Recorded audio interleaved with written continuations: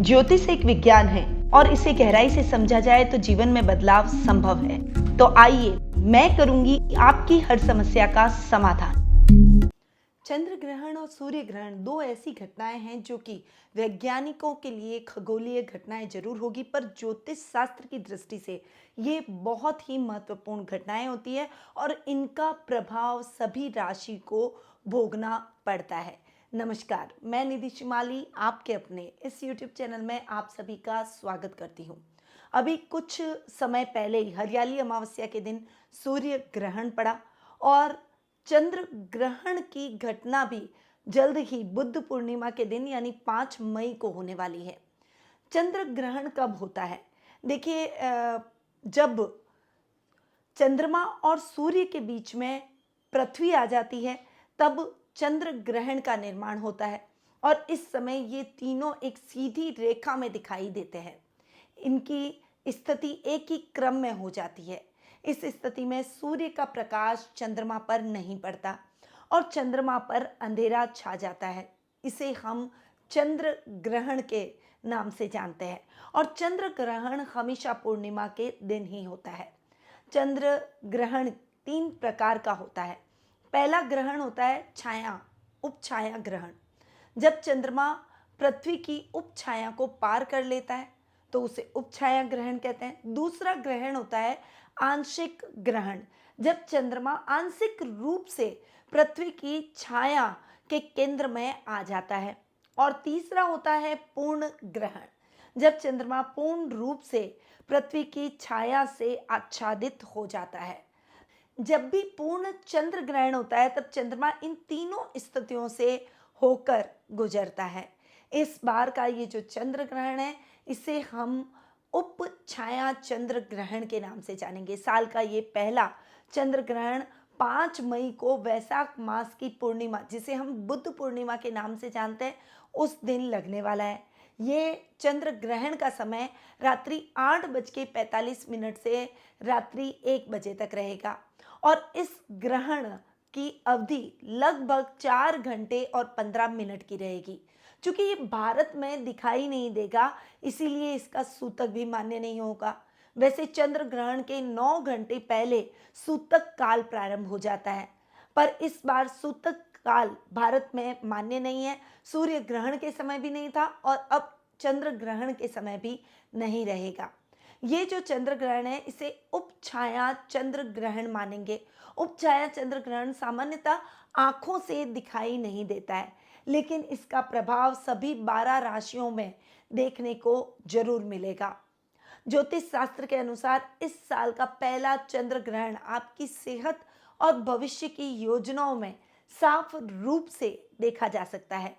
इन जगहों पर उप चंद्र ग्रहण का प्रभाव अधिक दिखेगा। ये जगहें हैं एशिया, यूरोप महाद्वीप, अफ्रीका, ऑस्ट्रेलिया, प्रशांत महासागर, अटलांटिका, हिंद महासागर, इन सभी पर उपछाया चंद्र ग्रहण का प्रभाव रहेगा। अब चंद्र ग्रहण इन स्थानों पर तो दिखाई देगा परंतु इसका प्रभाव भारत पर नहीं रहेगा। इसीलिए मैंने आपको पहले ही बताया कि इसका सूतक काल मान्य नहीं रहेगा, पर ज्योतिष शास्त्र के अनुसार सभी 12 राशियों पर इसका प्रभाव अलग अलग तरीके से जरूर देखने को मिलेगा। अब किन राशियों पर इसका नकारात्मक प्रभाव पड़ेगा उसके बारे में जान लेते हैं। पहली राशि मेष राशि। मई में साल का पहला चंद्र ग्रहण लगेगा। इस दौरान इस राशि वाले जातकों को कार्यों में अड़चनें आ सकती है। कार्यों में बाधाएं आने से थोड़ा सा मन अशांत रहेगा। भविष्य को लेकर आप ज़्यादा परेशान दिखाई देंगे। ऐसे में थोड़ा सा आपको संभल कर रहना चाहिए। उपायों के बारे में, सावधानियों के बारे में मैं आपको लास्ट में जरूर बताऊंगी। वृषभ राशि। चंद्र ग्रहण के कारण इस राशि के जातकों के दाम्पत्य जीवन पर अच्छा प्रभाव देखने को मिलेगा। जीवन साथी के साथ वाद विवाद की स्थितियां बन सकती है। वृषभ राशि। चंद्र ग्रहण का प्रभाव इस राशि के जातकों के दाम्पत्य जीवन पर अच्छा नहीं रहेगा। जीवन साथी के साथ वाद विवाद की स्थितियां बन सकती है। भविष्य की योजनाओं से आप थोड़ा सा भटक सकते हैं, थोड़ा सा संभल कर रहें। कर्क राशि। ज्योतिष शास्त्र के अनुसार मई में लगने वाले इस चंद्र ग्रहण के प्रभाव से सेहत पर प्रतिकूल प्रभाव देखने को मिलेगा। इतना ही नहीं, इन जातकों के सुख सुविधाओं में कमी के साथ साथ खान पान का भी ध्यान देने की आवश्यकता बहुत अधिक रहने वाली है। तुला राशि, ज्योतिष शास्त्र के अनुसार चंद्र ग्रहण तुला राशि के जातकों के स्वास्थ्य को प्रभावित करेगा। इतना ही नहीं, पारिवारिक जीवन में भी अशांति का माहौल बना रहेगा और मन बहुत अशांत रहेगा। अब ये तो हुई नकारात्मक प्रभावों वाली राशियां कि इनको थोड़ा सा सावधानी से आगे बढ़ना है। अब किन राशियों पर चंद्र ग्रहण का प्रभाव सकारात्मक देखने को मिलेगा उसके बारे में भी जान लेते हैं। तो मिथुन राशि, साल का ये जो पहला चंद्र ग्रहण है मिथुन राशि वालों के लिए ये भाग्यशाली साबित होगा। नौकरी कर रहे लोगों के प्रमोशन और आमदनी दोनों में वृद्धि होगी। इससे आर्थिक लाभ भी आपको प्राप्त होगा। नई जॉब की खोज आपकी पूरी होती हुई दिखाई देगी। इसमें आपको सफलता देखने को मिलेगी। विदेश यात्रा के पूर्ण योग बनेंगे। व्यापारियों को नई नई डील को क्रैक करने का सुअवसर प्राप्त होगा और बिजनेस के विस्तार को आप बढ़ाते हुए दिखाई देंगे। सिंह राशि वालों को इस चंद्र ग्रहण के शुभ परिणाम देखने को मिलेंगे। नए कार्य शुरू होने के लिए ये समय बहुत ही अच्छा है। अपने लक्ष्य को पूरा करने के लिए नई नई योजनाओं का प्रारंभ आप कर सकते हैं। इसमें आपको अच्छी कामयाबी मिलेगी। कॉम्पिटिटिव एग्जाम की तैयारी कर रहे स्टूडेंट्स को अपनी मेहनत का यथेष्ट फल प्राप्त होगा। कर्म आपको तेज करने होंगे। कोर्ट केस से संबंधित मामलों में फैसला आपके पक्ष में जाएगा और भाग्य का साथ आपको मिलेगा। अपनी वाणी पर थोड़ा सा आपको संयम रखने की आवश्यकता है। धन कर्म के कार्यों में आपकी रुचि बढ़ेगी, जिसमें मानसिक और आर्थिक तनाव से आपको छुटकारा प्राप्त होगा। मकर राशि के लिए इस साल का ये जो पहला चंद्र ग्रहण है वो लाभ की स्थितियां बढ़ाएगा। इस राशि के जातकों को शनि की 7.5 का तीसरा और आखिरी क्रम चल रहा है। ऐसे में करियर को आगे बढ़ाने के अवसर प्राप्त होंगे। नए व्यवसाय को शुरू करने के लिए ये अनुकूल समय रहेगा। चंद्र ग्रहण आपके धन और संपत्ति में वृद्धि करने वाला साबित होगा। लंबे समय से अटका हुआ धन आपको पुनः प्राप्त हो जाएगा। धनागमन के नए नए स्रोत आपको मिलते हुए दिखाई देंगे। नौकरी पेशा लोगों की उन्नति और प्रमोशन के योग इस समय बनते हुए दिखाई देंगे। तो इन राशियों को चंद्र ग्रहण के शुभ परिणाम प्राप्त होंगे। अब ये जो चंद्र ग्रहण है इस अवधि के दौरान आपको किन किन सावधानियों का ध्यान रखना चाहिए उसके बारे में जान लेते हैं। विशेषकर ये सावधानियां गर्भवती महिलाओं और बच्चे और बुजुर्गों के लिए जरूर है, इसलिए उन्हें तो विशेष रूप से सावधान रहना चाहिए। चंद्र ग्रहण के दौरान प्रेग्नेंट महिलाओं को कई तरह के कार्य करने से बचना चाहिए। यानी कुछ कार्य उनके लिए इस अवधि के दौरान, जिस समय चंद्र ग्रहण चल रहा हो इस अवधि के दौरान वर्जित है। ये कार्य कौन से हैं? पहला तो नुकीली चीज जैसे कैंची, सुई, चाकू आदि का इस्तेमाल आपको बिल्कुल भी नहीं करना है। यह आपके गर्भस्थ शिशु के लिए अच्छा नहीं है। सेहत पर इसका नकारात्मक प्रभाव भी देखने को मिल सकता है। ग्रहण काल के दौरान बच्चों, बुजुर्गों और गर्भवती महिलाओं को किसी भी तरह के कार्य करने से बचना चाहिए।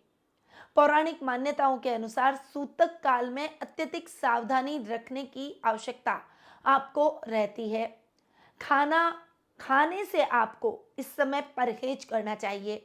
ग्रहण काल से पहले बने हुए भोजन को आपको ग्रहण काल के पश्चात नहीं ग्रहण करना चाहिए। पके हुए भोजन में कीटाणुओं और जीवाणुओं का वास हो जाता है और उस वजह से वो भोजन दूषित हो जाता है।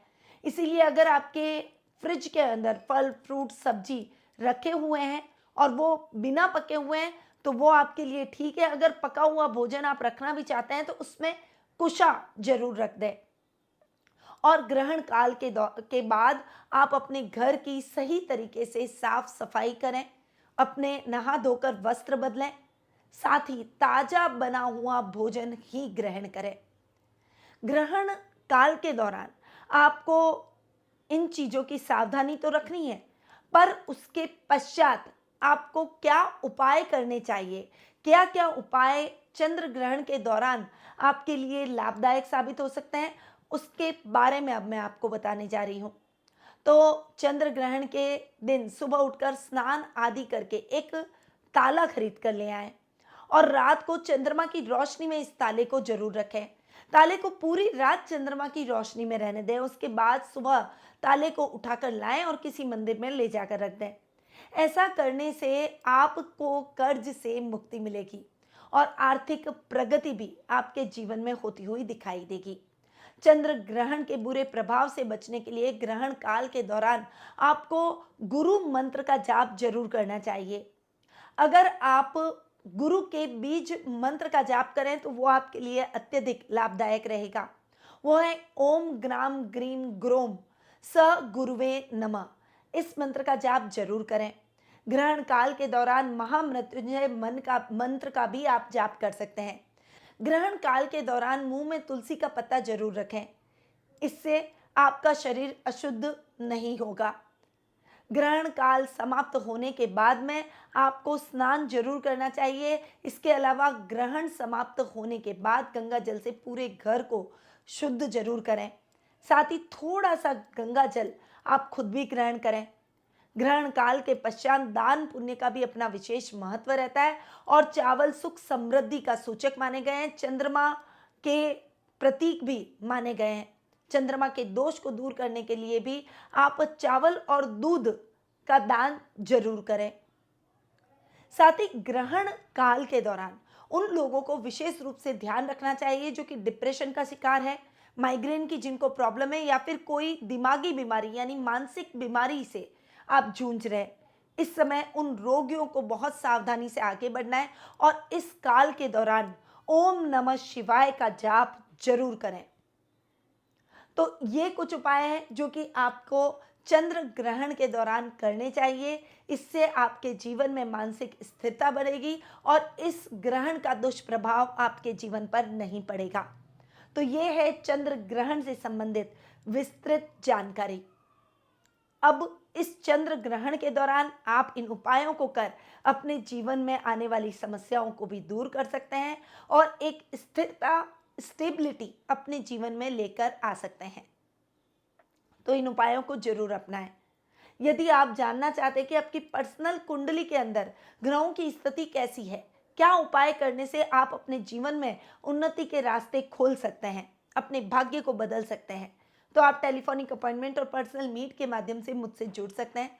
अधिक जानकारी के लिए स्क्रीन पे दिए गए नंबरों पर संपर्क करें या फिर मेरी वेबसाइट panditnmshrimali.com पर जाकर भी आप संपर्क कर सकते हैं।